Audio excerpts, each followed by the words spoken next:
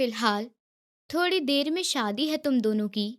सख्त और सर्द आवाज पर प्रीता ने अपने घुटनों से सर उठाकर आवाज की दिशा में देखा, जहां एक मध्यम उम्र का शख्स खड़ा उन्हें नफरत और गुस्से भरी निगाह से घूर रहा था।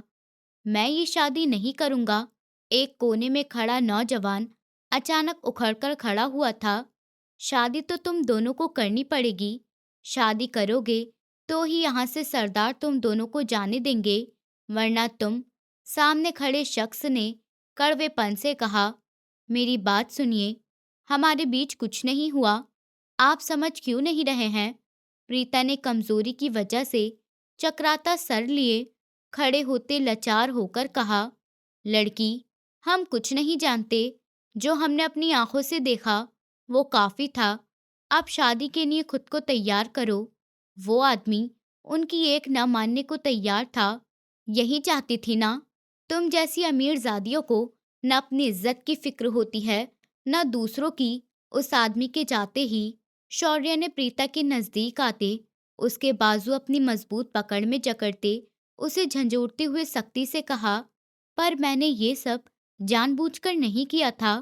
प्रीता ने बाजुओं में धंसती मजबूत उंगलियों की वजह से उठते हुए दर्द को बर्दाश्त करते एक लंबी हिचकी भरी। मुझे यकीन है कोई ना कोई आकर जरूर हमें बचा लेगा।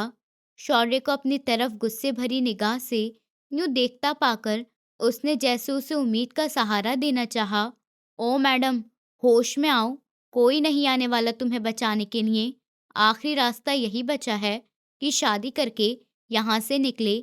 फिर बाहर की दुनिया में ना मैं तुम्हें जानता हूँ, ना तुम मुझे। प्रीता का बाजू आजाद करता वो परेशानी से कहता उससे दूर हुआ। उसकी बात पर प्रीता ढह जाने वाले अंदाज में जमीन पर बैठती जोरों से रोने लगी। मेरी नेकी मेरे गले पड़ गई। शौर्य एक नज़र प्रीता के रोने की वजह से हिचकोले खाते जिस्म को देखते बड़बड़ाया। कुछ देर पहले का मंजर उसके दिमाग की स्क्रीन पर फिल्म की तरह चलने लगा। कुछ देर पहले वो और प्रीता क्लासमेट थे, लेकिन प्रीता ज्यादा शौर्य से बात नहीं करती थी, या ये कहना बेहतर था कि वो जानती तक नहीं थी कि शौर्य उसका क्लासमेट है। उनका ग्रुप साथ में घूमने के लिए आया था। प्रीता गहरी नहर के ऊपर बने पुल पर खड़ी अपनी तस्वीरें बना रही थी जब उसके हाथ से मोबाइल नहर में गिरा। ओह, ये क्या हुआ? मेरा इतना महंगा मोबाइल! प्रीता ने पुल की रेलिंग पर चढ़ते नीचे देखते हुए घबराहट में कहा। वो इतना झुकी हुई थी कि जरा सा संतुलन बिगड़ने पर वो नहर की गहराइयों में डूबती चली जाती। शौर्य, जो एक कोने में खड़ा सिगरेट पी रहा था, वो समझा शायद प्रीता खुदकुशी कर रही है, इसलिए फौरन उसकी तरफ भागा। उसने आसपास में देखा, जहां कोई नहीं था। शायद सब खाने के लिए होटल जा चुके थे। शौर्य के कदमों की रफ्तार में तेजी आई। रुक जाओ मैडम, क्या कर रही हो? शौर्य की आवाज पर वो जो नहर में अपना मोबाइल डूबता हुआ देख रही थी, अचानक से डरी और संतुलन खोते नीचे गिरती चली गई। उसे पकड़ने के लिए शौर्य आगे बढ़ा, लेकिन पाँव का बैलेंस बिगड़ने की वजह से वो भी प्रीता के साथ नहर में गिरा। नहर का ठंडा तेज बहता पानी पल में उन्हें अपने अंदर ले डूबा। शौर्य तैरना जानता था, इसलिए कुछ ही दूरी पर डूबता प्रीता का जिस्म अपनी तरफ खींचते वो नहर से ऊपर होकर तैरने की कोशिश करने लगा, लेकिन पानी का बहाव बहुत तेज होने की वजह से उसकी कोशिश नाकाम रही और चंद ही पलों की नाकाम कोशिशों के बाद वो प्रीता की पकड़ मजबूत करते खुद को लहरों के हवाले कर गया। शौर्य को होश आया तो वो किसी घने जंगल में मौजूद नहर के किनारे पर मौजूद था। शौर्य ने उठकर देखा तो प्रीता का बेहोश जिस्म भी उसके नजदीक लेटा था। शौर्य ने फौरन से उसकी सांसें चेक की, जो बहुत धीमी चल रही थीं। उसने प्रीता के भीगे जिस्म से नजरें चुराईं। प्रीता ने लाल रंग की शर्ट और सफेद पैंट पहन रखी थी। शर्ट गीली होने की वजह से उसके बदन की खाल साफ नजर आ रही थी। शौर्य ने उसके पेट पर अपने हाथ का दबाव दिया ताकि पानी बाहर आ सके, लेकिन सब बेकार था। एक ही रास्ता बचा था। शौर्य ने गहरा सांस भरते उसके चेहरे की तरफ देखा। लंबी घनी पलकें सफेद और गुलाबी चेहरे पर छाया फेंक रही थीं। छोटी सी नाक जिसमें सिल्वर की छोटी सी नथनी सजी थी, कटावदार गुलाबी होठ, वो खूबसूरत थी। उसकी खूबसूरती किसी को भी अपना दीवाना बना सकती थी। अपने ख्यालों को झटकते शौर्य ने अपने होठ प्रीता के होठ पर रखते उसे अपने सांसें दी। चंद पल यूं ही उसे अपने सांसें सौंपने के बाद शौर्य उससे दूर हुआ तो प्रीता की सांस में थोड़ी तेजी आ गई। शौर्य अपनी इस कोशिश को सफल होता देख एक और बार उन गुलाबी होठों पर झुका। चंद पल और उन गुलाबी होठों को अपनी पकड़ में कैद रखते वो प्रीता के जिस्म में हलचल महसूस करते उससे दूर हुआ। प्रीता उससे दूर होते ही पूरी तरह होश में लौटते गहरी सांस भरते खांसते हुए उठ खड़ी हुई। उसने सामने शौर्य को देखा और फिर एक नज़र चारों तरफ दौड़ाई। शौर्य के नजरें चुराने पर वो जान गई कि वो होश में कैसे आई है। थैंक यू, प्रीता ने उसकी तरफ देखने से परहेज करते हुए कहा। उठो दोनों, शौर्य कुछ बोलता, एक सख्त आवाज और अपनी गर्दन पर कोई ठंडी चीज महसूस करते हुए फौरन से पलटा। प्रीता ने भी आवाज की दिशा में शौर्य के पीछे की तरफ देखा, जहां 5 हट्टे कट्टे आदमी बंदूक थामे उन दोनों को सख्त नजरों से घूर रहे थे। शौर्य ने लाचार होकर प्रीता को अपने जिस्म के पीछे छुपाया। ले चलो इन्हें। बीच में खड़े लंबे तड़ंगे आदमी, जिसकी मूछें उसके होठों से भी लंबी थीं, सख्त और बुलंद आवाज में गरजा। लेकिन हम क्यों जाएं? हम यहाँ गलती से आ गए हैं। प्लीज आप लोग हमारी मदद करके हमें होटल तक ले जाएं। प्रीता शौर्य के पीछे से निकलती एक ही सांस में बोली। चुप करो लड़की, चुपचाप जाकर गाड़ी में बैठ जाओ। खूब समझता हूँ तुम शहरी लड़कों और लड़कियों को मौज मस्ती करते हो, लेकिन शादी नहीं। वो आदमी गुस्से से बोला। उसकी बात पर प्रीता की आंखें फैली। शौर्य के भी माथे पर बल नजर आए। आप जैसा समझ रहे हैं वैसा कुछ नहीं है। ये पानी में डूब गई थी, इसलिए मैंने वो सब किया ताकि उनकी सांसें वापस आ सके। शौर्य का दिल तो नहीं था सफाई देने का, लेकिन यहाँ मामले एक लड़की की इज्जत का था, इसलिए नरमी से बोला। वो तो हम देख ही चुके हैं। बेहतरी इसी में है लड़के कि चुपचाप गाड़ी में बैठो। सख्त आवाज में बोलता हुआ वो आदमी आगे बढ़ गया। शौर्य और प्रीता भी अपने सर नीचे करके सामने खड़ी जीप में बैठे। कोई और रास्ता जो नहीं था उनके पास, जबकि 2 बंदूकें उनके सर पर तनी हुई थीं। प्रीता ने डरकर शौर्य का बाजू जकड़ा हुआ था और वो चुपचाप ये सब देख रहा था। वो समझ गया था कि वो इन लोगों के इलाके में आ गए हैं और जानता था कि वो इतनी आसानी से इन दोनों को यहाँ से जाने नहीं देंगे। दरवाज़ा खुलने की आवाज़ सुनते वो होश में आया। दरवाजे से 2 औरतें अंदर आईं, जिन्होंने अपने चेहरे ढांपे हुए थे। आप चलो हमारे साथ, सरदार का हुक्म है, आपको शादी के लिए तैयार करना है। एक औरत ने प्रीता के पास आते नरमी से कहा। उसकी बात पर शौर्य ने एक नज़र उसके भीगे कपड़ों को देखा, जो अब हल्का हल्का सूख गया था। उसने गुस्से से अपने होंठ बीचे। प्रीता किसी रोबोट की तरह उन महिलाओं के साथ कदम आगे बढ़ा गई। दिल पर पत्थर रखकर उसने प्रीता से शादी की थी। आंखों के पर्दों पर प्रीता का खूबसूरत चेहरा और जिस्म लहराया। दिल की धड़कन तेज हुई, लेकिन अगले ही पल वो सर झटक गया। कुछ ही देर में सरदार ने उसे एक कमरे में जाने का बोला। वो जाना तो नहीं चाहता था, लेकिन जानता था बाहर रहा तो ये सरदार उसे गोली मारने से भी नहीं हिचकेगा। मरता क्या न करता कि मजबूरन उसने कदम कमरे की तरफ बढ़ाए।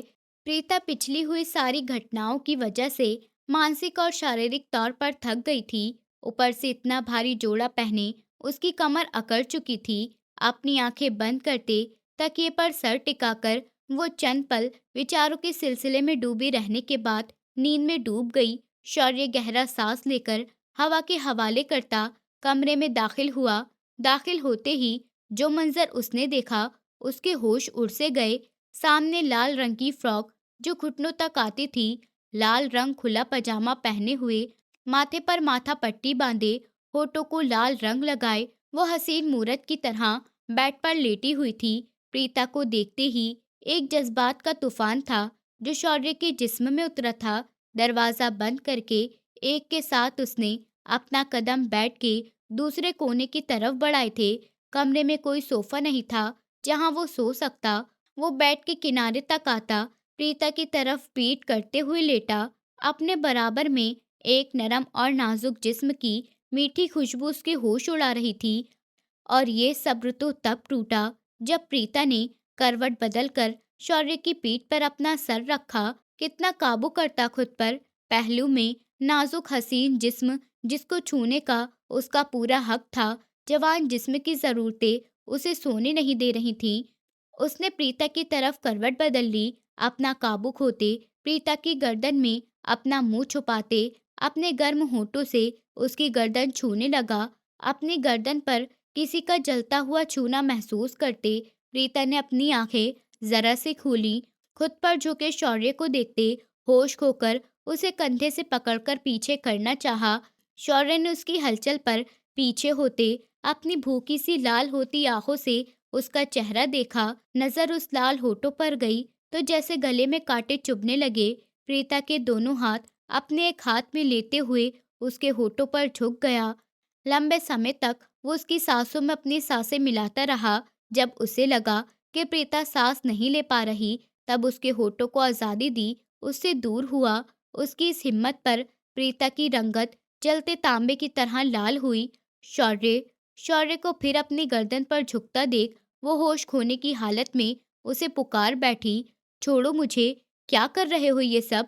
प्रीता ने उसके होठों के जलते छूने को अपनी गर्दन पर महसूस करते उसके भारी मजबूत जिस्म को खुद से दूर करने की कोशिश करते हुए कहा, पत्नी हो मेरी, अपना हक ले रहा हूँ। उसकी बात पर शौर्य ने उसकी गर्दन पर अपने दांत गाड़े भारी आवाज में कहा, वही पत्नी जिसे आप सुबह छोड़ देंगे। प्रीता की आवाज नम हुई। मैंने शादी की है, नहीं छोड़ सकता, इतना बगैरत नहीं हूँ। उस वक्त गुस्से में था, इसलिए बोला, वरना खन्ना हूँ। अपनी पत्नी को न कभी छोड़ सकता हूँ, ना ही उस पर किसी की नज़र बर्दाश्त कर सकता हूँ। शौर्य ने अपनी लाल नजरें प्रीता के शहद रंग आंखों में डालकर जोश और जुनून से कहा। उसके शब्दों पर प्रीता के दिल को थोड़ी राहत मिली। वह अच्छी तरह जानती थी शादी की अहमियत को और तलाक के नुकसानों को भी। प्रीता को खामोश नजरों से अपनी तरफ देखते वो दोबारा उसके गुलाबी होठों पर झुकाया। प्रीता ने अपने हाथ उसके कंधे के गिर्द बांधे, जैसे कि उसे खुद को सौंप दिया। जज्बात की लहर में दोनों बहकते एक दूसरे को पति पत्नी मान चुके थे। प्रीता के हाथ अपने कंधों पर बंधे देख वो उस पर अपनी तमाम शिद्दतें लुटाने लगा, ये जाने बगैर कि कुदरत ने उन दोनों के लिए कुछ और ही सोच रखा है। गुजरती रात दोनों जिस्मों के मिलन की रात थी। सुबह शौर्य की आंख खुली तो नजर अपने सीने पर बिखरी हालत में लेटी प्रीता पर पड़ी तो उसके चेहरे पर मुस्कान आ गई। शादी का मतलब वो अच्छी तरह से समझता था और कल जब वो उसके करीब आया था तब वो सोच चुका था कि अब वो प्रीता को नहीं छोड़ेगा, चाहे उनकी शादी एक ऐसी स्थिति में हुई जो काफी अजीब थी। लेकिन वो दिल से इस शादी को मान चुका था और उसे यकीन था कि पति पत्नी के पवित्र रिश्ते में मोहब्बत ऊपर वाला खुद डालता है। और कल जिस तरह प्रीता ने उसे अपना हक लेने से रोका नहीं था, वो समझ गया था कि वो भी इस रिश्ते को दिल से मान चुकी है। शौर्य की नज़र उसकी बंद आंखों से लेकर उसके गुलाबी होठों पर आ रुकी। बेताबी बढ़ गई थी। वहां से नज़र सरक कर उसकी दूधिया गर्दन पर पड़ी, जहां उसकी शिद्दतों के निशान साफ थे। झुकते अपने होठ अपने लिए गए निशानों पर रखे, अपनी गर्दन पर कल रात की तरह जलता छूना महसूस कर प्रीता की नज़र शौर्य के बालों पर गई, जो उसकी गर्दन पर झुका हुआ था। उसका चेहरा शर्म से लाल हुआ। शौर्य, प्रीता ने शौर्य के कंधे पर अपना हाथ रखते उसे पुकारा। शौर्य प्रीता के पुकारने पर उससे दूर हुआ। नज़र प्रीता के लाल होते चेहरे पर पड़ी। गुड मॉर्निंग, शौर्य ने उसकी छोटी सी लाल नाक को चूमते हुए कहा। उसे ये करता देख प्रीता की पलकें उसके गुलाबी गालों पर झुकी। शौर्य, वो जो उसके बालों की महक अपनी सांसों में बसा रहा था, उसके दोबारा पुकारने पर उसकी तरफ ध्यान गया। क्या हुआ? उसकी आंखों में मौजूद सवाल वो पढ़ चुका था, फिर भी पूछा, आप मुझे छोड़ देंगे क्या? यहाँ से बाहर जाते ही प्रीता ने अपना डर जाहिर किया। प्रीता, अगर मुझे आपको छोड़ना होता तो कल आपकी तरफ अपना कदम नहीं बढ़ाता। ना ही आपसे अपना हक लेता। अब आप मेरी पत्नी हैं, मेरे जिस्म का हिस्सा, और मैं अपने जिस्म के हिस्से को कैसे खुद से अलग कर सकता हूँ? शौर्य ने नरम लहजे में उसकी शहद रंग आंखों में देखते हुए अपने लफ्जों से उसे यकीन दिलाया। शौर्य की बात पर प्रीता की आंखें खुशी से चमकी। अभी आप मुझे आप कहकर बुला रहे हैं, कल कैसे तुम कहा था आपने? प्रीता ने उसकी गर्दन के गिर्द अपने बाजू का घेरा बनाते हुए रूठेपन से कहा। उसकी बात पर शौर्य मुस्कुरा गया और प्रीता उसे देखती रह गई। मुस्कुराता हुआ वो हसीन लगता था। तब आप मेरी कुछ नहीं लगती थी ना, अब आप मेरी पत्नी हैं, मेरी मोहब्बत, मेरी इज्जत की हकदार। ऐसा नहीं है कि मैं औरत की इज्जत नहीं करता, लेकिन कभी ऐसी स्थिति नहीं आई कि किसी को तुम या आप कहकर बात करूं। शौर्य गंभीर आवाज में बोला। अच्छा जी, प्रीता ने मुस्कुराते हुए कहा, जिस पर उसके दोनों गालों पर पड़ते गड्ढे नजर आए। शौर्य बेकाबू होता उन गड्ढों पर अपने होंठ रख गया। हाँ जी, शौर्य ने उसके दोनों गाल पर अपने होंठ रखते उसका अंदाज अपनाया। मैंने भी सिर्फ आपको आप बोला है, क्योंकि मुझे मम्मी की एक बात याद आ गई थी कि पति की हमेशा इज्जत करनी चाहिए। प्रीता ने बड़ी महिलाओं की तरह पति को बात बताई। अच्छा, और क्या सिखाया मम्मी ने? शौर्य उसके गाल पर अपनी नाक रगड़ते हुए बोला। और कुछ कुछ नहीं। प्रीता की आवाज लड़खड़ाई। उसे वापस रात वाले मूड में लौटता देख, आपको पता है, मैंने आपको एक दो बार क्लास में देखा था किसी बात पर हंसते हुए, और तब से मुझे आपके ये गड्ढे पसंद थे। शौर्य ने उसकी डिम्पल्स पर उंगली रखते हुए कहा। और मैंने शायद आपको एक दफा देखा था, मुंह फुलाकर सबसे आखिरी सीट पर बैठे हुए, और तब आप मुझे बिल्कुल नहीं अच्छे लगे थे। प्रीता ने उसकी दाढ़ी पर हाथ फेरते हुए नाक सिकोड़ते हुए कहा। हाँ, आप जैसी हुस्न परी और अमीर लड़की मुझ गरीब लड़के पर क्यों नजर डालेंगी? शौर्य ने शिकवा किया। मैं किसी लड़के पर नजर नहीं डालती थी, और बात अमीरी या गरीबी की नहीं, बस आपका साथ चाहिए, फिर जैसे भी रखेंगे मैं रह लूंगी। प्रीता ने उसकी ठुड्डी चूमी। सोच लें, मेरे पास बड़ी गाड़ी नहीं है, घर है, लेकिन वो भी बड़ा नहीं है। रह लेंगी आप मेरे साथ?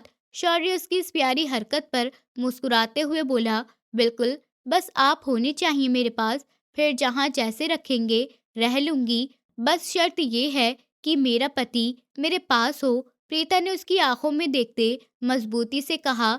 इतना प्यार हो गया मुझ सावले से, वो भी एक रात में। उसकी बातों पर सरशार होते उसके माथे पर अपने होंठ रखते हुए शौर्य ने मजाक किया। मोहब्बत का नहीं पता, वो भी हो जाएगी, क्योंकि ऊपर वाले ने हमें एक मजबूत रिश्ते में बांधा है, जिसमें मोहब्बत खुद ब खुद पैदा हो जाती है। प्रीता ने उसकी गाल पर अपने होंठ रखते हुए कहा। शौर्य उसकी बात पर खामोश होता उसकी गर्दन पर झुक गया। जब दरवाजे पर दस्तक हुई तो शौर्य फौरन उससे दूर हुआ। सरदार ने आप दोनों के जाने का इंतजाम कर दिया है, बाहर आपका इंतजार कर रहे हैं वो। दरवाजे के बाहर से आती आवाज पर शौर्य ने प्रीता को जल्दी से फ्रेश होने का इशारा किया। इस छोटे से कमरे में एक कोने पर वॉशरूम भी था।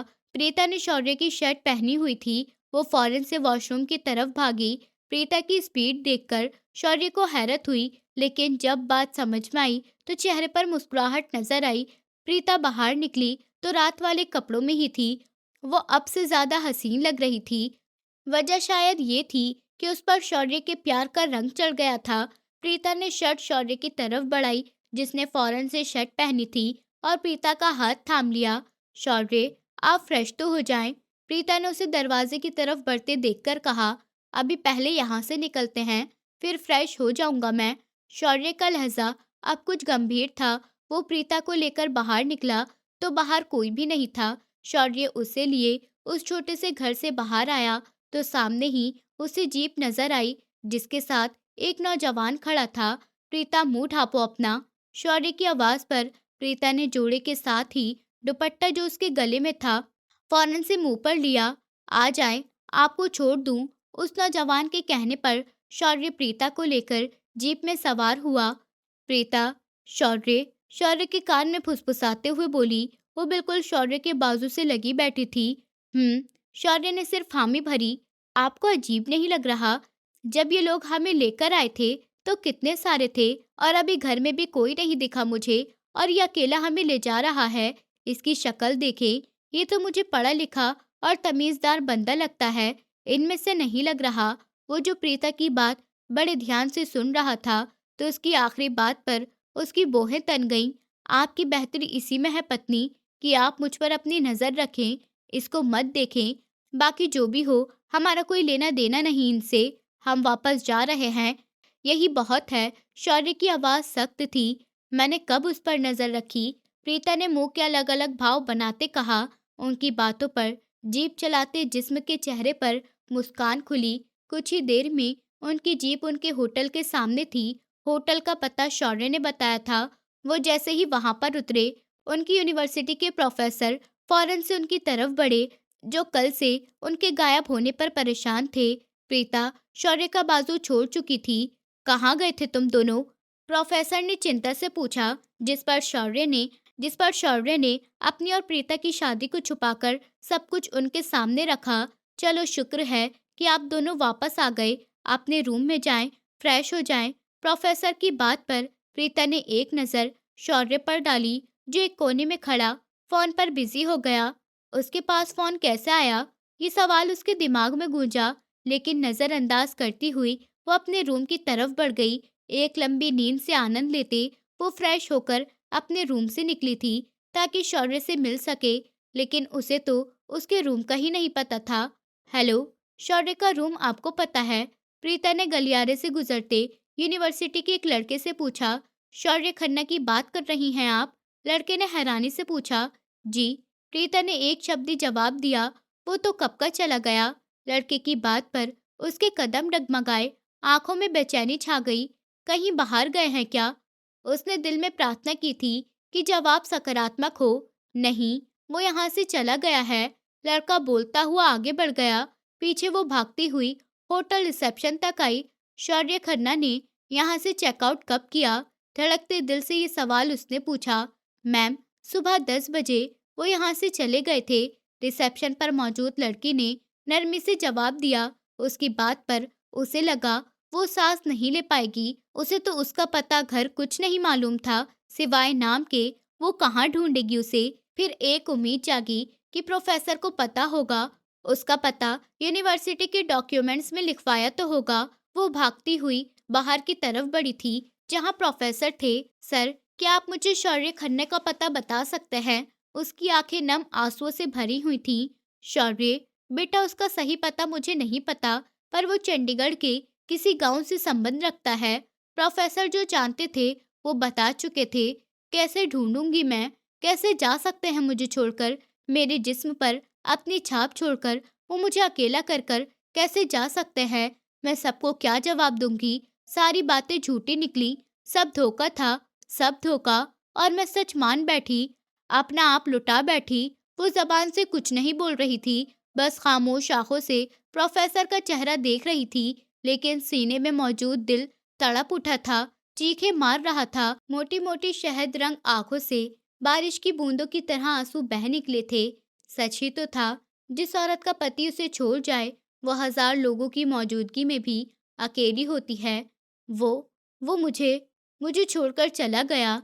ये शब्द उसकी जबान से निकले थे और आंखों के सामने एकदम अंधेरा छा गया, और वो एक झटके से जमीन पर गिर गई। उसका भरोसा टूटा था और उस शख्स ने तोड़ा था जिस पर वो अपना तन मन लुटा बैठी थी। और वही शख्स एक दिन का साथ उसकी झोली में डालकर उसे अकेला छोड़ गया था। 1 महीने बाद रात का वक्त था और हर तरफ सन्नाटा और खामोशी का राज था। ऐसे में हरी आंखों वाला जिस्म पूरी तरह काले कपड़ों में हवेली के अंदर कूदा। एक नजर आसपास में देखते वो कुशलता के साथ एक कमरे की बालकनी के नीचे खड़ा हुआ और साइड पर लगे पाइप पर कुशलता से चढ़ते वो बालकनी में कूदा। मुस्कुराती नजरों से ग्लास वॉल को खुला देखा। वो खुशी से होता अपने कदम अंदर कमरे की तरफ बढ़ा गया। कमरे में हल्का अंधेरा हो रखा था और एक साइड पर रखे गए लैंप की रोशनी में बेड पर मौजूद वो नाजुक हसीन जिस्म धीमी धीमी सांसें भरता गहरी नींद में डूबा मालूम होता था। इस जिस्म के कदम उस नाजुक जिस्म की तरफ उठे। नाजुक जिस्म के सिरहाने बैठते हरी आंखों में चमक लिए उसने उस हसीन जिस्म के हसीन चेहरे पर बिखरे भूरे बालों की लटों को अपनी उंगली से हटाया। बंद आंखों से होते हुए नजर उसके गुलाबी होठों पर आ ठहरी, जो सख्ती से जुड़े थे। उंगली से गुलाब की पंखुड़ी से भी नरम और नाजुक होठों को सहलाया।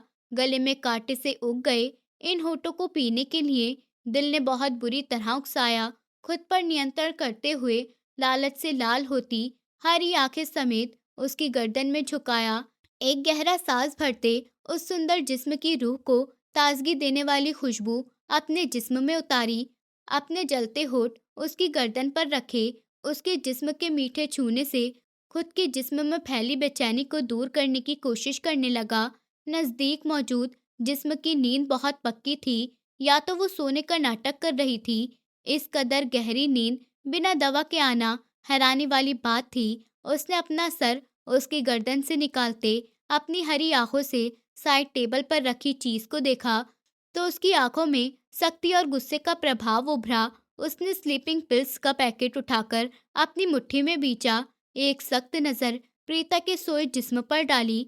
सजा मिलेगी तुम्हें मेरी जान, इन सब चीजों को इस्तेमाल करने की, अपनी आंखों को इतना रुलाने की, खुद पर जुल्म करने की, सबकी सजा मिलेगी। हरी आंखों में गुस्सा लिए वो प्रीता के कान के पास सरगोशी में बोलते उसके कान की लो को अपने दांतों में चबा गया। लैम्प की रोशनी में सिर्फ उसकी हरी आंखें और गर्म होठ नजर आ रहे थे।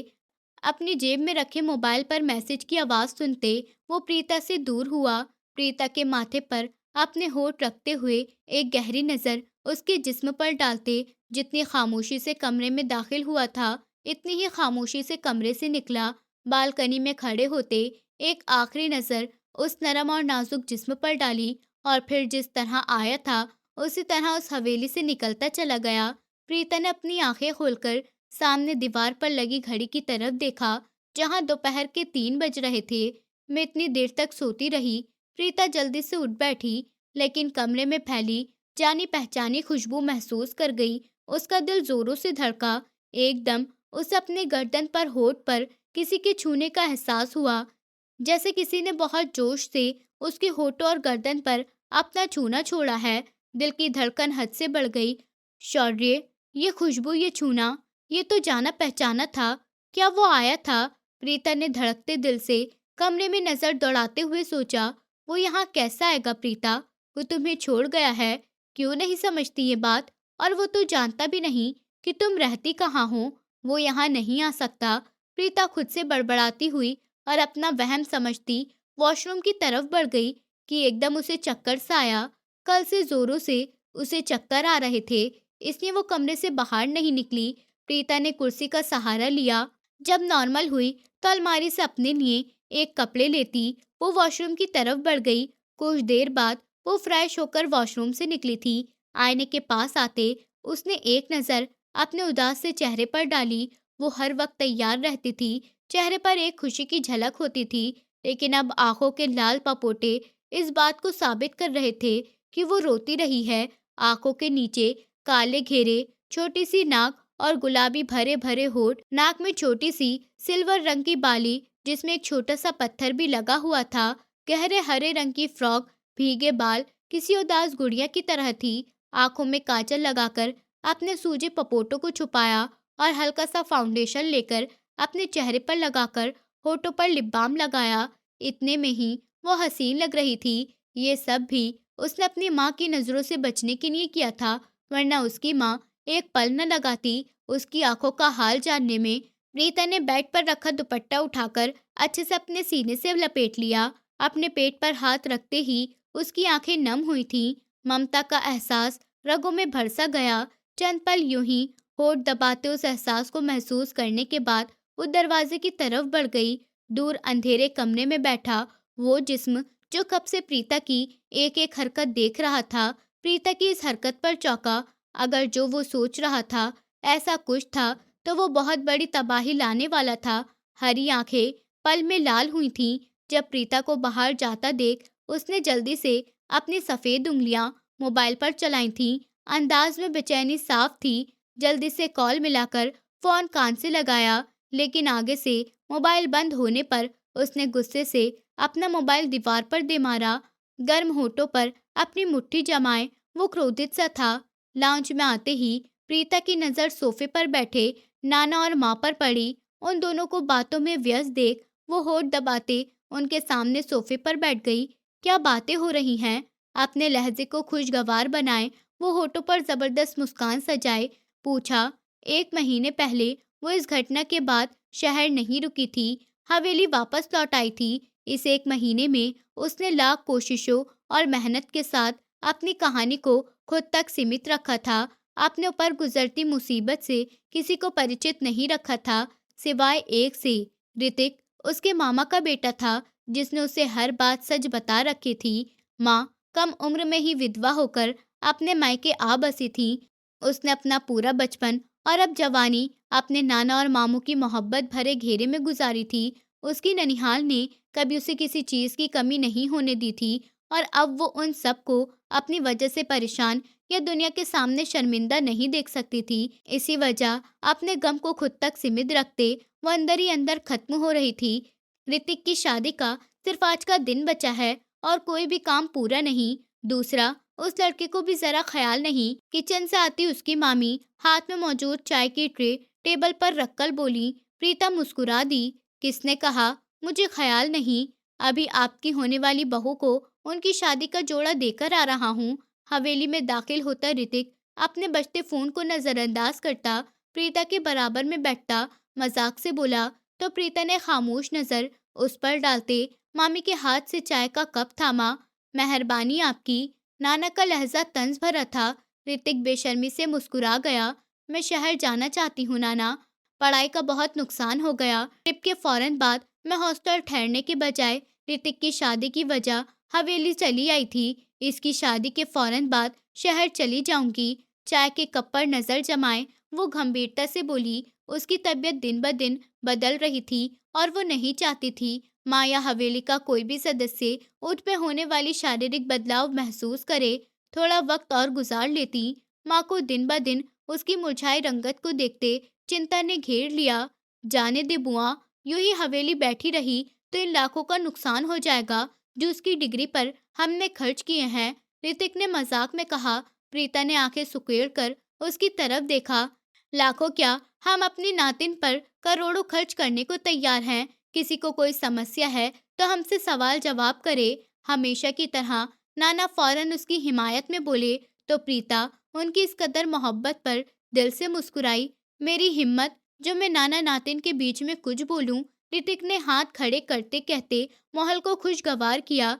जब जाना हो मुझे कहना, मैं छोड़कर आऊंगा। ऋतिक के कहने पर प्रीता सहमति में सर हिला गई। वो ना सिर्फ सच से वाकिफ था, बल्कि उसका हर मोड़ पर साथ देने को भी तैयार था। हद तक उसने वादा कर रखा था कि वो शौर्य को हर हाल में ढूंढ निकालेगा। शादी की रस्में अच्छे से पूरी हो गईं। प्रीता, जो आज भारी लहंगे और श्रृंगार में खुद को सजाए फंक्शन में बढ़ चढ़कर हिस्सा ले रही थी, अब थकान का शिकार होते अपने कमरे की तरफ जा चुकी थी। प्रीता ने कमरे में आते ही अपनी ज्वेलरी उतारी थी। थकान से बुरा हाल था। आराम से बैठी वो अपनी चोली की जिप खोल ही रही थी जब कमरे में किसी दूसरे जिस्म की मौजूदगी महसूस करते उसका जिस्म सख्त हुआ। तब तक वो कुछ करती कि अचानक अपनी आंखों पर काली पट्टी बांधने पर उसके दिल की धड़कन रुक गई। डर की वजह से आवाज उसके गले में ही दब गई। जान तो तब निकली जब खुरदरे हाथों का ठंडा छूना अपने नंगे कमर पर बेखौफी से घूमता महसूस हुआ।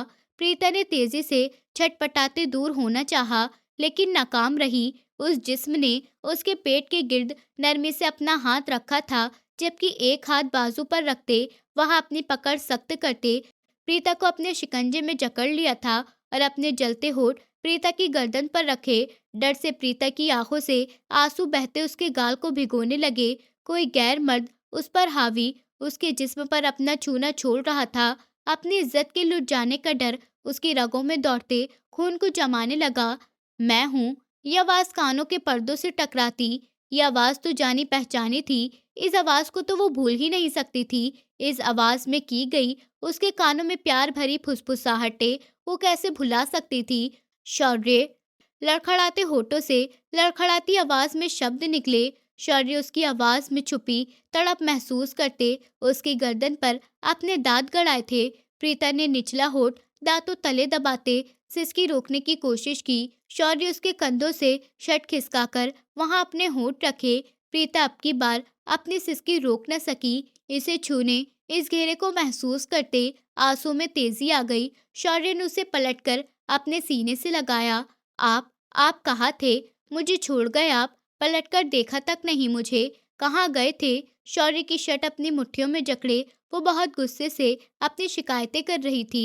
सब ठीक हो जाएगा, एक दिन आप और मैं साथ होंगे। इन सब के लिए आपसे माफ़ी चाहता हूँ, लेकिन अभी मुझे आपकी करीबी में सुकून चाहिए। बहुत दिन हो गए हैं मुझे आपकी करीबी के बिना रहते, और इन दिनों में शौर्य खन्ना का जिस्म अधूरा हो गया है। शौर्य ने प्रीता की कमर सहलाते उसका चेहरा अपने चेहरे के नज़दीक करते गंभीरता से कहा।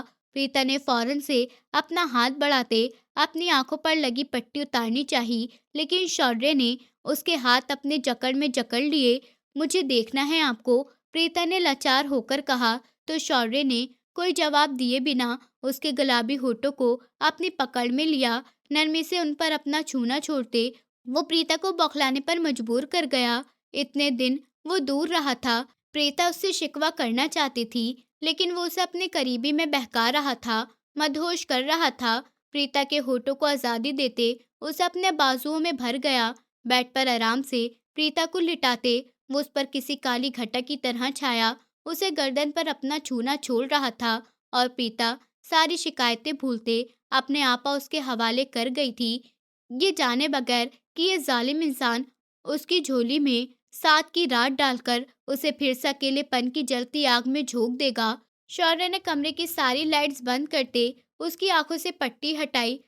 अंधेरे कमरे में वो साफ अपने चेहरे पर पड़ती शौर्य की गर्म सांसें महसूस कर सकती थी, लेकिन शौर्य का चेहरा वो अभी भी नहीं देख पाई। शौर्य के बेखौफ हाथों को छूना अपने पूरे जिस्म पर फैलता महसूस करते प्रीता की सांसें तेज हुई। शौर्य उसकी गर्दन से मुंह निकालते उसके होठों को एक बार फिर अपनी जोश भरी पकड़ में ले गया। अपने होठ पर बढ़ती उसकी शिद्दत को महसूस करते प्रीता ने अपने दोनों हाथ उसकी गर्दन में डालते उसकी शिद्दत में उसका साथ दिया। कमरे में दोनों की भारी होती सांसों का सिलसिला जारी हुआ। दो जिस्म एक दूसरे में खोए अपनी तड़प दूर करने के लिए दुनिया और माफिया से बेपरवाह हुए।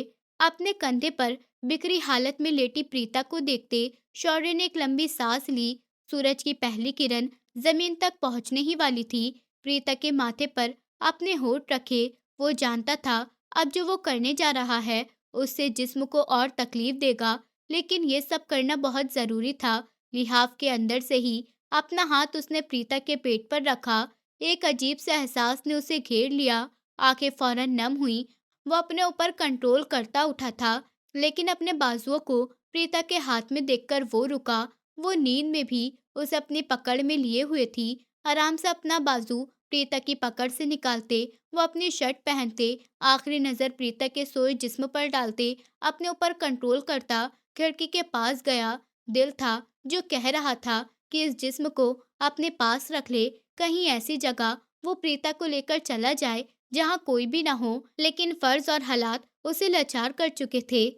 1 महीने पहले। यस सर, आपने बुलाया। एक मजबूत सख्त आवाज पर उन्होंने सामने खड़े दो नौजवानों की तरफ देखा। हाँ बैठो। कमिश्नर ने उन दोनों को सामने बैठने को कहा। वो दोनों फौरन उनके सामने मौजूद कुर्सियों पर बैठ गए। तुम दोनों को एक खास काम के लिए बुलाया है। कमिश्नर ने उन दोनों की तरफ देखते बात की शुरुआत की। उनकी बात पर उन दोनों नौजवानों के बीच निगाहों का आमना सामना हुआ। जंगल के बीचों बीच एक गांव बसा है जो बाहर से एक आम गांव है, लेकिन वहां से हिंदुस्तान के हर शहर से अगवा की गई लड़कियों और कम उम्र बच्चियों को लाया जाता है और बाहर विदेश सप्लाई किया जाता है। कमिश्नर साहब ने बहुत गंभीर लहजे में कहा। उनकी बात सुनते सामने बैठे दो नौजवानों की आंखें खून की तरह लाल हुई। वहां का मुख्य आदमी उस गांव का सरदार है और उसकी बेटी जो फिलहाल उस गांव में नहीं रहती, लेकिन ये सब लोग अकेले नहीं कर रहे। इनके पीछे ब्लैक वर्ड के किसी व्यक्ति का हाथ भी है। कमिश्नर साहब ने अपनी कुर्सी से पीठ टिकाते हुए कहा और उन दोनों के प्रभाव देखे जो सख्त और गुस्से से भरे थे। तुम दोनों को उस गांव में जाना है। वहां मौजूद हिंदुस्तान की इज्जतों की रक्षा करनी है, उन्हें सुरक्षित उनके घर पहुंचाना है और वो पूरा गांव तबाह करना है। बाकी उसकी बेटी और अंडरवर्ल्ड में मौजूद उस इंसान का भी पता करना है। कमिश्नर साहब की बात पर उन दोनों ने सहमति में सर हिलाया। आपको सारा हैकिंग का काम संभालना है और बाकी आप दोनों बेहतर जानते हैं कैसे और क्या करना है। कमिश्नर ने पहली बात भूरी आंख वालों को देखते कही। उनकी बात पर भूरी आंखें वाले ने सहमति में सर झुकाया और दोनों ने सैल्यूट करते बाहर निकलते चले गए। हमें जल्द ही ये काम करना है।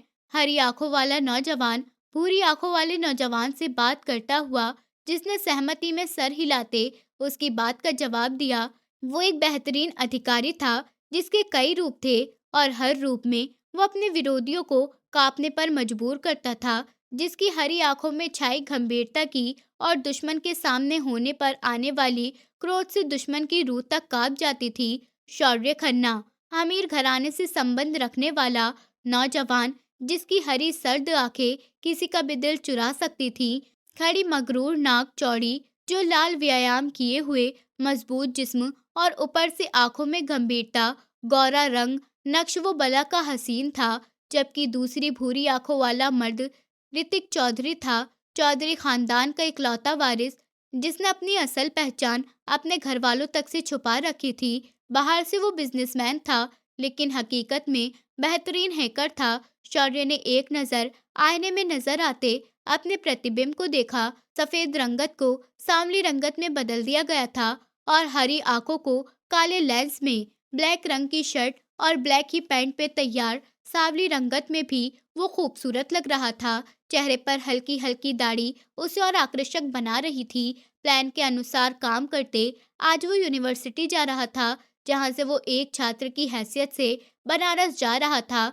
शौर्य ने यूनिवर्सिटी में दाखिल होते ही नहीं में सर हिलाया। वहां पर मौजूद लड़कियों का ड्रेसिंग देख उसका गुस्सा सातवें आसमान पर जा पहुंचा। आ गई वो यार, क्या है ये लड़की? एक लड़के की भारी आवाज पर शौर्य की भौहें तन गईं। उसने उस लड़के की नजरों की दिशा में देखा तो सामने से आती लाल रंग की छोटी फ्रॉक, जो उसके घुटनों तक आती थी, सफेद पैंट पहने, स्कार्फ को गर्दन के गिर्द लपेटे, अपने भूरे बालों को खुला छोड़े, कंधे पर बैग लटकाए, किसी बात पर हंसती। आसपास के लोगों की नजरें अपने ऊपर नजर अंदाज करती कदम बढ़ा रही थी। शौर्य की नजरें उसकी भूरी चमकती आंखों पर अटक सी गई थीं। ऐसी आंखें उसने देख रखी थीं। शौर्य की नजरें उसकी भूरी चमकती आंखों पर अटक सी गई थीं। ऐसी आंखें उसने देख रखी थीं, लेकिन उनमें चमक गायब थी। ये आंखें ऋतिक की आंखों से मिलती थीं। नाजुक सी नैन नक्श, छोटी सी नाक जिसमें पहनी छोटी सी बाली और उसमें चमकता वो छोटा सा पत्थर जो दूर से चमकता उसकी आंखों में ठहरी चमक का मुकाबला कर रहा था। शौर्य किसी जादू में जकड़ा उसकी तरफ टकटकी बांधे देख रहा था। वो खूबसूरत थी, बहुत खूबसूरत। वो सुंदरता की मिसाल, किसी का भी विश्वास डगमगा देने की क्षमता रखती थी। शौर्य खन्ना की नजरें उसे धोखा देती प्रीता के चेहरे पर केंद्रित थी, किसी सुगंधित हवा की तरह उसके पास से गुजरी थी। शौर्य ने उसकी पीठ को देखा था और फिर अपना सर झटका, अपनी गर्दन पर हाथ फेरते हुए वो भी क्लास की तरफ बढ़ गया। क्लास में दाखिल होते उसकी नजर सामने बैठी थी, जहां वो बैठी अपने मोबाइल में व्यस्त थी। शौर्य ने फौरन से अपनी नजरें फेरी। उसे अपनी आंखों की ये बेकाबूई अच्छी नहीं लग रही थी और जाकर सबसे आखिरी सीट पर बैठ गया था। प्रोफेसर के आने पर उसे प्रीता का नाम मालूम हुआ और वो गहरा सांस भरता रह गया। अब उसे समझ आई थी प्रीता की जिस्म में इतनी आकर्षण क्यों महसूस हो रही थी। आखिर ऋतिक की कजिन थी, उसकी तरह ही मोहक व्यक्तित्व रखती थी। प्रोफेसर ने उसका परिचय भी करवाया था, जिस पर सबने उसकी तरफ देखा, मगर प्रीता का ध्यान तो अपनी किताब पर था। उसने एक बार भी नजर उठाकर शौर्य को नहीं देखा था और ये बात शौर्य खन्ना को काफी बुरी लग रही थी, जिसका उसे खुद भी अंदाजा नहीं था। उसकी नजर बार बार प्रीता की तरफ उठ रही थी और वह अपनी इस बेकाबूई पर परेशान हो रहा था। उसे प्रीता से चिढ़ होने लगी थी, जिस वजह से उसके दिल की हालत अजीब हो चुकी थी। अगले दिन प्लान के अनुसार यूनिवर्सिटी की तरफ से शौर्य ट्रिप के लिए निकला था। बस में बैठते ही उसकी नज़र प्रीता पर पड़ी और उसकी ड्रेसिंग देखते शौर्य ने अपने होंठ भींचे थे। वो आज नीले रंग की शर्ट और काली पैंट में तैयार थी, जिसमें उसका नाजुक सा जिस्म साफ नजर आ रहा था। ऊपर से आज तो होठों पर गुलाबी रंग भी लगाया गया था, जिसमें बैठे सारे लड़कों की नजर प्रीता पर पड़ते देख न जाने शौर्य को क्यों अपने जिस्म में एक अनदेखी सी आग बहती महसूस हो रही थी। अपने दिल की हालत से परेशान होते उसने अपनी आंखें बंद की और सर सिट की पीठ से टिकाया। कम से कम 2 दिन का थका देने वाले सफर के बाद वो लोग मनाली पहुंचे थे। थकावट की वजह से सब लोग अपने बुक किए गए कमरों में चले गए थे। शौर्य ने सारे वक्त में प्रीता को देखने से परहेज किया था। शौर्य ने कमरे में आते ही अपने कानों से एयरपीस लगाया था, जिससे वो एजेंट से संपर्क में रहता था। हाँ, कुछ पता चला? शौर्य ने अपनी बैग से अपनी शर्ट निकालते हुए पूछा। जिस होटल में तुम रुके हो, वहां से तकरीबन 150 किलोमीटर की दूरी पर वो गांव है, जहां से जाने के 2 रास्ते हैं, एक जंगल और दूसरा तुम्हारे होटल से कुछ दूर पर बहती नहर। ऋतिक ने कॉफी का कप अपने होठों से लगाते हुए विस्तार से बताया। चलो ठीक है, मैं कल वहां तक पहुंच जाऊंगा। तुम टीम तैयार रखना, शौर्य ने शर्ट बदलते हुए कहा। ठीक है, ऋतिक ने कहते कॉल बंद की। सुबह होते ही शौर्य होटल से बाहर निकल गया था। वो सिर्फ ऋतिक के इशारे का इंतजार कर रहा था। धीरे धीरे सारे छात्र होटल से निकलते चले गए। शौर्य नहर के पास बने पुल से कुछ दूर एक पेड़ पर टेक लगाए सिगरेट पीने में व्यस्त था, जब उसकी नजर प्रीता पर पड़ी, जो लाल रंग की शर्ट और सफेद पैंट में तैयार मोबाइल पर व्यस्त पुल पर आई थी। अलग अलग भाव से अपनी तस्वीरें लेती वो शौर्य खन्ना का दिल जोरों से धड़का गई। शौर्य टकटकी बांधे उसके हसीन चेहरे को देख रहा था। जब वो अपने होठों को आपस में मिलाती, गोल करती तस्वीरें लेती, शौर्य को लगता उसका दिल उसके सीने से बाहर निकल गया। उसका दिल जोश से प्रीता के इन गुलाबी होठों पर अपना छूना छोड़ने की मिन्नत कर रहा था। देखते ही देखते प्रीता पुल के नीचे की तरफ झुकी और शौर्य ने अपने दांत पीसे अपने कदम उस तक बढ़ाए थे। प्रीता जरा सा असंतुलित होती और सीधा निहर में गिरती। वो प्रीता को पकड़ने आगे बढ़ा ही था, जब प्रीता के साथ साथ वो भी बहती नदी में गिरा था। उसे अपनी फिक्र नहीं थी, वो अपने आप को बचा सकता था, लेकिन उसे सिर्फ और सिर्फ प्रीता का ख्याल था।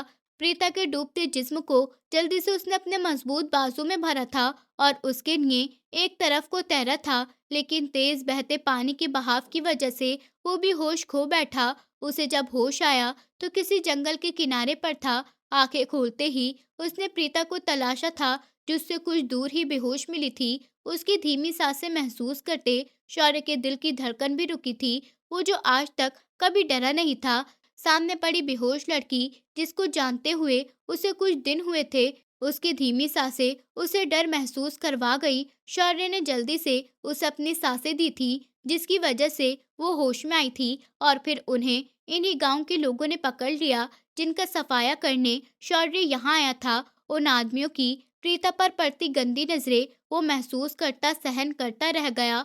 वो प्रीता की मौजूदगी में सख्त परेशान था और फिर देखते ही देखते उनकी शादी हो गई। ऋतिक से शौर्य का संपर्क भी टूट गया था। उसे कुछ समझ नहीं आ रही थी कि करे तो क्या करे।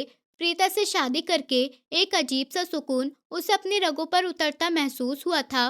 वो जानता था कि उनकी शादी करवाकर वो लोग सुबह तक शौर्य को मारने की योजना कर बैठे हैं और फिर वो प्रीता को दूसरी लड़कियों के साथ यहाँ से विदेश सप्लाई कर देते। और यही सोच थी जिसने शौर्य के तन बदन में एक अनदेखी आग भड़का दी थी। शौर्य को यकीन था कि सुबह तक ऋतिक यहाँ अपनी टीम को भेज देंगे। शादी के दौरान और उसके बाद भी उसकी नजरें सतर्क अंदाज में चारों तरफ देख रही थीं। और फिर जब वो कमरे में आया था, सामने प्रीता का मोहक रूप देखा।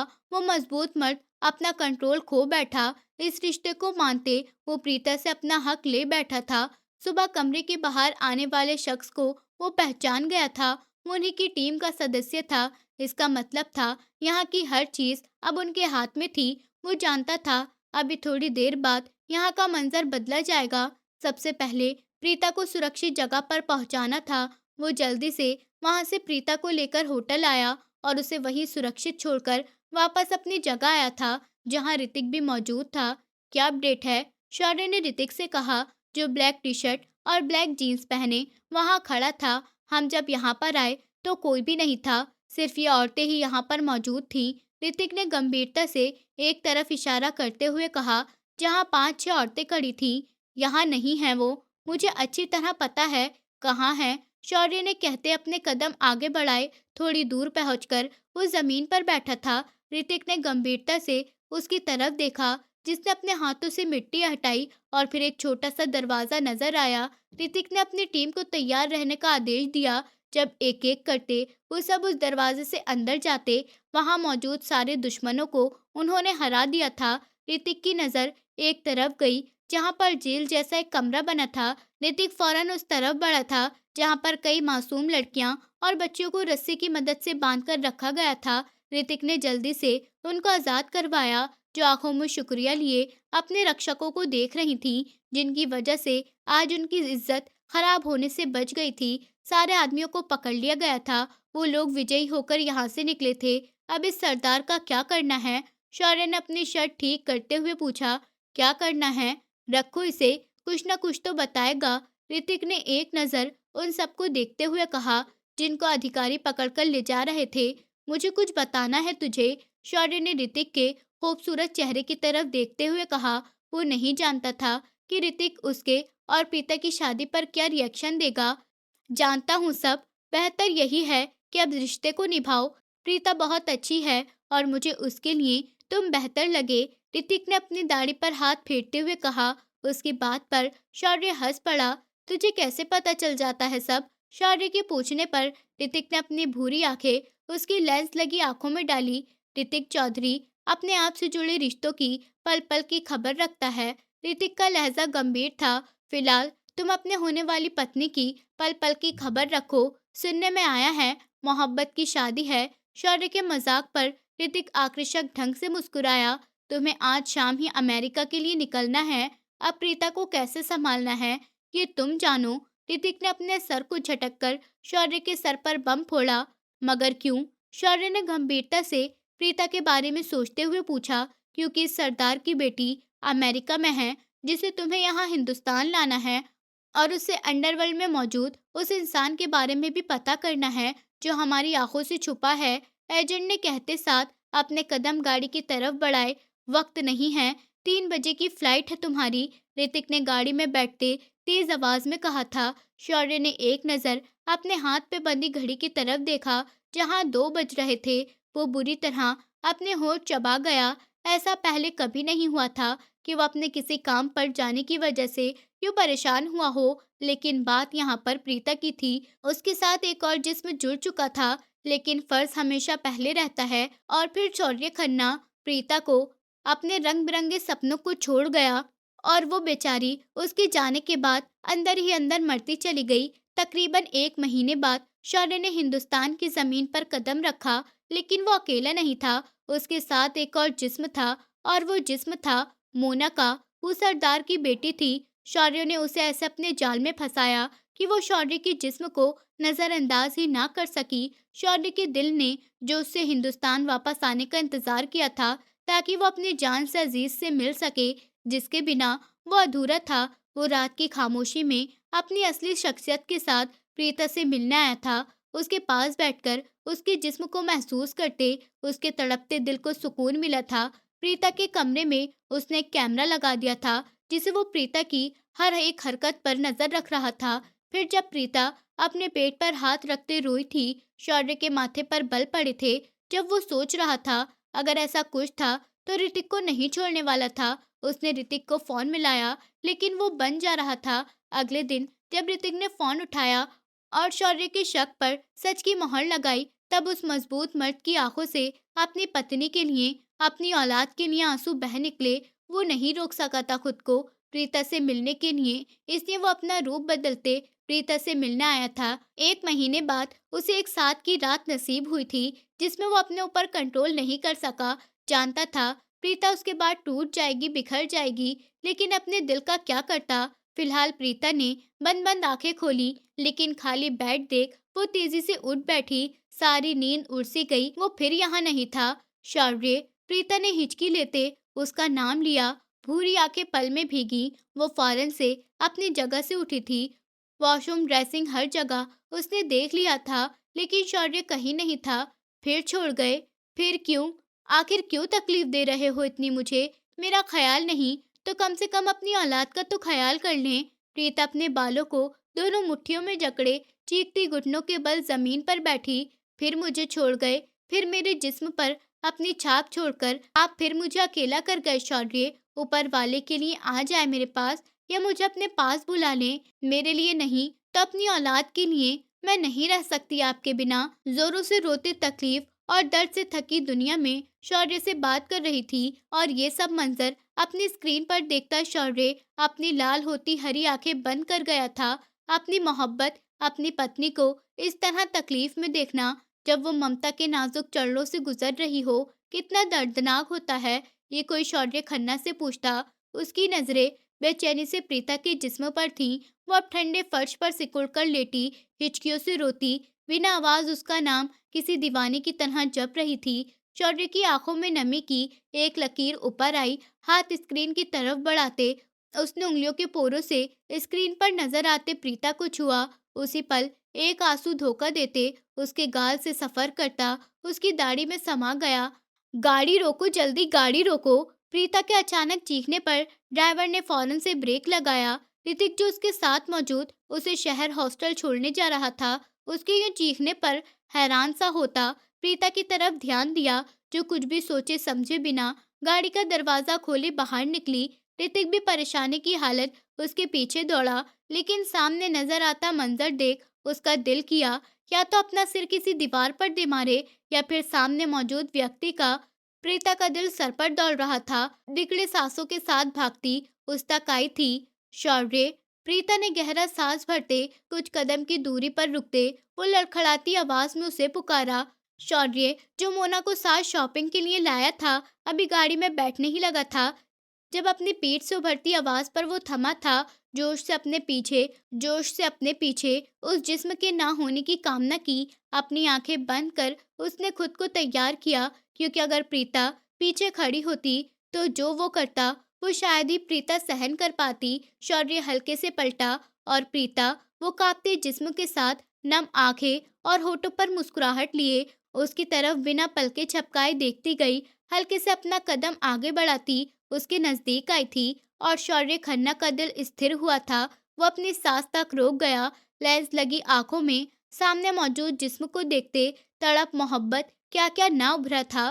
प्रीता ने अपना कांपता हाथ आगे बढ़ाते शौर्य के गाल पर रखा, जैसे यकीन करना चाह रही हो कि सामने वो मौजूद है या उसका वहम है। लेकिन जैसे ही उसके हाथ ने शौर्य के गाल को छूना महसूस किया, वो अपना निचला होठ दांतों तले दबाए अपनी सिसकी रोकते उसके सीने से लगी। क्या पल था शौर्य खन्ना के लिए। उसकी जिंदगी उसके सीने से लगी, उसके बेहद नजदीक थी। प्रीता की सिसकियां तेज हुई, वो रोने लगी। शौर्य के दिल ने जोश से चाहा कि उसके गिर्द अपने घेरे बांधकर उसे जोरों से अपने सीने में ले ले। प्रीता को यकीन नहीं आया कि उसके नजदीक शौर्य है और वो उसके सीने से लगी खड़ी है, लेकिन ये सच था। वो अपनी काली आंखों और खूबसूरत चेहरे के साथ उसके सामने था। कहाँ थे आप? मैंने कितना याद। अभी प्रीता के शब्द पूरे भी नहीं हुए कि किसी ने उसे बेरहमी से शौर्य से दूर किया। इससे पहले वो जमीन पर गिरती, ऋतिक ने उसे थामा। प्रीता को गिरते देख शौर्य की सांस रुकी। ऋतिक के पकड़ने पर उसने राहत की सांस भरी, वरना शायद वो अपनी जिंदगी का सबसे बड़ा नुकसान करवा बैठता।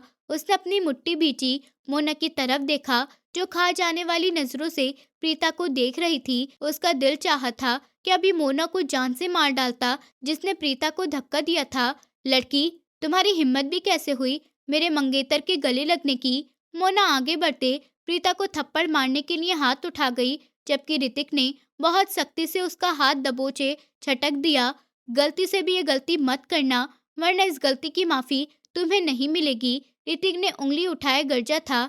ऋतिक का सख्त लहजा और भूरी आंखों में खुकार प्रभाव देखते मोना ने गला निगला और अपने कदम पीछे लिए। प्रीता उसकी बात पर बेचैनी में बार बार शौर्य को देखती गई। ये मेरे पति हैं, शौर्य बताएं ना आप इसे। आप मेरे पति हैं, इसके मंगेतर नहीं। प्रीता ने तड़पकर शौर्य का बाजू पकड़े घबराई आवाज में कहा। ऋतिक ने गुस्से भरी नजरों से शौर्य की तरफ देखा, जो अपने होठ बीचे खड़ा था।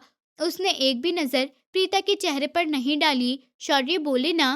प्रीता ने शौर्य को कुछ न बोलते देख अपने दोनों हाथों से उसका चेहरा थामकर उम्मीद भरे लहजे में कहा। और शौर्य खन्ना का दिल तड़प उठा। अपनी जान से प्यारी पत्नी का ऐसा दयनीय अंदाज। वो तो चाहता था कि पूरी दुनिया को चीख चीख कर बताए कि हाँ, सामने खड़ी लड़की उसकी पत्नी है, उसकी जिंदगी है, उसकी मोहब्बत है। लेकिन ये फर्ज, वो इस फर्ज की वजह से चुप था। आप कुछ बोल क्यों नहीं रहे? देखे मेरी तरफ, देखे तो, आप पापा बनने वाले हैं शौर्य, मेरी तरफ देखे तो सही। प्रीता तड़प उठी थी उसकी बेपरवाही पर। उसकी बात सुनते मोना ने गुस्से भरी नजरों से उसकी तरफ देखा, जबकि शौर्य खन्ना का दिल टुकड़े टुकड़े हुए था। शौर्य, तुम बोलते क्यों नहीं? कुछ पता है ये लड़की किसकी अवैध औलाद को तुम्हारे सर थोप रही है? बताओ इसको, तुम मेरे मंगेतर हो, परसों शादी है हमारी। मोना ने शौर्य का बाजू पकड़ते नीच अंदाज में प्रीता को देखते कहा, जिसकी बात पर पत्थर की मूरत बनी थी। वो बार बार शौर्य को देखती गई। उसे यकीन था कि अभी शौर्य बोलेगा, हाँ, ये मेरी पत्नी है और ये बच्चा मेरा है। मोना की बात पर ऋतिक ने अपनी आंखें बंद की। सहन से देखें, मैं आपको नहीं जानता, आपको कोई गलत फहमी हुई होगी। प्लीज हमें परेशान नहीं करें। मेरी कोई पत्नी नहीं है, मेरी शादी मेरी गर्लफ्रेंड से होने वाली है। ये शब्द शौर्य खन्ना की जबान से निकलते प्रीता का दिल चीर गए। अभी थोड़ी देर पहले जो दिल शौर्य को सामने पाकर तेज धड़क रहा था, वो स्थिर हुआ। शौर्य के बाजू पर हाथ रखा, लाचार होकर नीचे लटका। और शौर्य खन्ना समझ गया था कि वो खो चुका है अपनी प्यारी पत्नी को। वो उस पल में उससे कोसों दूर चली गई है। प्रीता ने अपनी बेचैनी भरी भूरी आंखें, जिनमें चमक गई थी, शौर्य के काली आंखों में गाड़ी, जहां पहचान की कोई झलक उसे नजर नहीं आई। लेकिन ये चेहरा, ये छूना, ये तो वो पहचान सकती थी। शौर्य के जिस्म से उठती खुशबू वो कैसे न पहचानती? ये शक उसकी रूह तक में बस गया था। प्रीता ने शौर्य से दूर होते सर हिलाते अपने आंसू साफ किया। ठीक है, माफी, आपको परेशान किया, मुझे ही गलत फहमी हुई होगी। और ये बच्चा मेरा वैध बच्चा अवैध ही है। प्रीता ने लड़खड़ाती आवाज में ये शब्द अपनी जबान से निकाले। ये शब्द नहीं थे, ये कौड़े थे जो शौर्य खन्ना के दिल को लहूलुहान कर गए थे। चलो ऋतिक, चलें। प्रीता ने शौर्य से नजर फेरते ऋतिक को कहा और गाड़ी की तरफ बढ़ गई। आंखों में ठहरी नमी मिट्टी चली गई। ये शब्द उसे हर एहसास से अलग कर गए। ऋतिक ने शौर्य को ऐसी नजरों से देखा जैसे अभी कच्चा चबा जाएगा, और अपने कदम भी गाड़ी की तरफ बढ़ाए। चलो चलें, पता नहीं कहाँ से आ जाते हैं ऐसे लोग। मोना बोलती हुई वापस गाड़ी में जाकर बैठ गई। शौर्य ने अपने जबड़े भींचे। ये सब उसकी जिंदगी में क्या हो रहा था? मुझे जल्द से जल्द इस मनहूस औरत का काम खत्म करना होगा। गाड़ी में बैठी मोना को देखते उसने सोचा, दिलो दिमाग और भावनाएं अब प्रीता की याद में उलझ चुके थे। प्रीता, तुम ठीक हो? ऋतिक ने गाड़ी में बैठते ही प्रीता से पूछा तो न जाने अपने हाथ की लकीरों में क्या देख रही थी। देखो, आज मैं उस शख्स के बच्चे को अपनी कोख में लिए घूम रही हूँ, जिसने मुझे अपनी पत्नी मानने से इनकार कर दिया। कितना अजीब है ना? प्रीता ने उसका सवाल नजरअंदाज करते खोई खोई लहजे में कहा, तलाक ले लेते हैं। ऋतिक ने कहना चाहा, जब प्रीता की दर्द भरी आंखों में देखते वो चुप हुआ। जो शख्स मुझे अपनी पत्नी नहीं मानता, वो मुझे तलाक देगा? नहीं, मैं तलाक ले भी नहीं सकती। सारी जिंदगी मैं उसके नाम पर गुजार सकती हूँ, चाहे वो शख्स मुझे पहचाने या न पहचाने। मैं जानती हूँ वो इंसान मेरा पति है, मेरे बच्चे का बाप है, मेरा बच्चा अवैध नहीं है। प्रीता की आवाज भर आई, बस मुझे डर लगता है, अपनी माँ का सामना कैसे करूंगी, उन्हें कैसे अपनी पवित्रता का यकीन दिलाऊंगी। प्रीता ने ऋतिक के चेहरे की तरफ देखते टूटते लहजे में कहा, तुम्हें किसी की फिक्र करने की जरूरत नहीं है, किसी को भी नहीं। तुम्हारा भाई, तुम्हारा दोस्त तुम पर यकीन रखता है। मैं हूँ तुम्हारे साथ, और मेरे होते हुए कोई भी तुम पर उंगली नहीं उठा सकता। तुम पवित्र हो प्रीता, तुम्हें किसी को अपनी पवित्रता का सबूत देने की जरूरत नहीं। ऋतिक ने प्रीता के सर पर हाथ रखते हुए अपनी गंभीर आवाज में कहते उसे अपने साथ का यकीन दिलाया। प्रीता ने कुछ भी बोले बिना अपना सर सीट की पीठ से टिकाया और अपनी जलती आंखें बंद की। ऋतिक ने एक नजर अपने फोन पर देखा, जहां शौर्य के ढेर सारे मैसेज आए हुए थे प्रीता का हाल पूछने के लिए। ऋतिक ने अपने होंठ बीछे। फिलहाल वो शौर्य से बात नहीं करना चाहता था। प्रीता की हालत को देखते वो अभी परेशान था। आधी रात का समय था जब शौर्य बेचैनी में डूबा प्रीता के हॉस्टल रूम की बालकनी तक पहुंचते उसके कमरे में दाखिल हुआ। ढेर सारी कॉल और मैसेज के बाद ऋतिक ने उसे बताया था कि हॉस्टल आते ही प्रीता की तबीयत बिगड़ चुकी थी। डॉक्टर ने उसे नींद का इंजेक्शन लगाया था। ऋतिक उसके आने से कुछ मिनट पहले ही हॉस्टल से गया था। या ये कहना बेहतर होगा कि शौर्य ने उसे जबरदस्ती जाने को कहा था ताकि वो प्रीता के साथ वक्त गुजार सके। शौर्य ने बालकनी के खुले दरवाजे से अंदर दाखिल होते दरवाजा बंद किया और पलटा। पलटते उसकी नजर अपनी जिंदगी पर गई जो सारे जहां से बेपरवाह अपनी बुरी आंखें बंद किए गहरी नींद में डूबी मालूम होती थी। शौर्य ने कदम प्रीता की तरफ बढ़ाए। बेड पर बैठते उसने अपने पांव जूतों की कैद से आजाद किए और आराम से प्रीता के सिरहाने खिसकते उसने सावधानी से प्रीता के माथे पर आए बालों को पीछे किया। जरा सा झुकते अपने जलते होठ प्रीता के माथे पर रखे। कैसा जादू था इसे छूने में। प्रीता के छूने को महसूस करते उसे अपनी सारी थकान उतरती हुई महसूस हुई थी। धीरे से होठ सरकते उसके होठों पर आए थे। पलकों पर ठहरी नमी ने शौर्य कन्या के होठों को हल्का सा नम किया। अपने शौर्य को माफ कर दो मेरी जान, मेरी जिंदगी। तुम्हें नाजुक चरणों में ये सब सहन करना पड़ रहा है, पर मेरा यकीन करो तुमसे ज्यादा मुझे ये दूरी दीमक की तरह धीरे धीरे खत्म कर रही है। शौर्य ने प्रीता की गर्दन में मुंह छुपाए गंभीर आवाज में कहा। धीरे से अपना हाथ प्रीता की कमीज के अंदर से उसके पेट पर रखा। हमारा बच्चा अवैध नहीं है और कसम है मुझे अपनी मोहब्बत की, मैं उस औरत का अंजाम बहुत बुरा करूंगा जिसने हमारे बच्चे को अवैध कहा। अपने पापा को माफ कर दो बेटा, जो इस वक्त तुम्हें और तुम्हारी माँ को अकेला छोड़ दिया। तुम्हारे पापा अपने फर्ज के आगे लाचार हैं। प्रीता के पेट पर हाथ रखते ही शौर्य खन्ना की हरी आंखें नम हुई थीं। अपनी औलाद से बात करते हुए उसके दिल में अजीब से एहसास उजागर हुए। प्रीता की गर्दन में मुंह दिए उसने गहरा सांस भरते उसकी मीठी खुशबू अपने जिस्म में उतारी। मुझ पर गुस्सा करना, मुझे बुरा भला बोलना, चाहे तो मुझे मार भी लेना, लेकिन मुझसे नफरत मत करना। तुम्हारी इन आंखों में नफरत नहीं देख सकता मैं अपने लिए। शौर्य ने प्रीता की गर्दन से मुंह निकालते उसकी बंद आंखों को धीरे से अपनी उंगलियों के पोरों से छुआ। नजर भटककर उसके नाक में मौजूद बाली पर गई। सावधानी से अपने होठ उसकी चमकती बाली पर रखे। होठ सरकाते उसके गुलाबी होठों तक आए और शौर्य खन्ना की उत्सुकता में बढ़ोतरी हुई। धीरे से झुकते उसने प्रीता के गुलाबी होठों पर अपना नरम छूना छोड़ा। कुछ था इसे छूने में, एक सुकून सा जो ये छूना महसूस करते ही उसके जिस्म में जरूर फैल जाता था। पेट पर रखा हाथ प्रीता के जिस्म पर सफर करने लगा। जोश से दिल किया इस जिस्म को अपनी शिद्दत में भिगोने का। उत्सुकता तो मिटनी थी ही नहीं, लेकिन प्रीता उसके होठ से जरूर जाग जाती जो वक्त के साथ साथ जोश पकड़ रहा था। शौर्य ने बहुत मुश्किल से खुद पर कंट्रोल करते प्रीता के होठों को आज़ादी दी, लेकिन हाथ अभी भी बेखौफी और हक से उसके जिस्म को आकर्षण महसूस कर रहा था। शौर्य ने अपनी जेब से मोबाइल निकाला।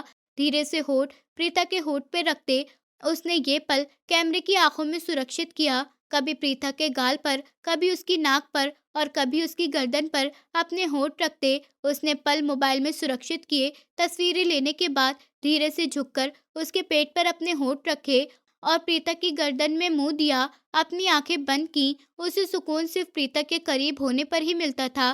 बेचैन दिल को अब राहत मिली थी। उसका चैन और सुकून और आराम सिर्फ एक जिस्म के पास था और वो थी प्रीता। आज जब प्रीता ने उसके बच्चे को अवैध कहा तब शौर्य खन्ना को अपना जिस्म टुकड़े टुकड़े होता महसूस हुआ। इसमें गलती प्रीता की नहीं थी, वो ये भी जानता था, जबकि मोना को अब किसी सूरत में भी नहीं छोड़ने वाला था, क्योंकि मामला अब जरा व्यक्तिगत हो गया था। वो नींद से जागा। वो जिस्म के पास उसे बेहद सुकून महसूस होता था। इतनी रातों से वो जो जाग रहा था, बेचैनी से आज जाकर वो आरामदायक नींद सोया था। उसने एक नज़र प्रीता को देखा जो वैसे ही लेटी हुई थी। शौर्य ने धीरे से उठकर उसके माथे पर होठ रखे। अपना हाथ हटाते उसने बहुत आराम से उसकी नाक में पहनी वो बाली निकाली। उसे अपनी हथेली पर रखते वो गहरा मुस्कुराया। जाने का वक्त हुआ पत्नी, लेकिन बहुत जल्द आराम से तुम्हें अपनी बाहों में जकड़े सुबह देर तक सोऊंगा। शौर्य ने प्रीता के गाल पर अपने होंठ रखे और उसकी बाली को जल्दी से अपने पैंट की जेब में डाला। प्रीता से दूर जाना मुश्किल होता था उसके लिए, लेकिन जाना भी जरूरी था। बस कुछ दिन और थे। जैसे ही मोना की तरफ से हल्का सा भी सुराग मिलता, वो उसकी जबान खींचने वाला था। जिस जबान से उसने उसके बच्चे को अवैध कहा था, जिस तरह खामोशी से वो आया था, वैसे ही कमरे से निकलता चला गया था। To be continue. दोस्तों, उम्मीद करती हूँ आपको हमारी कहानी पसंद आई होगी। कहानी पसंद आई है तो वीडियो को लाइक करें, चैनल पर नए हैं तो चैनल को सब्सक्राइब करें और हाँ, नोटिफिकेशन बेल को ज़रूर दबाएं ताकि अगली अपडेट सबसे पहले आपको मिले।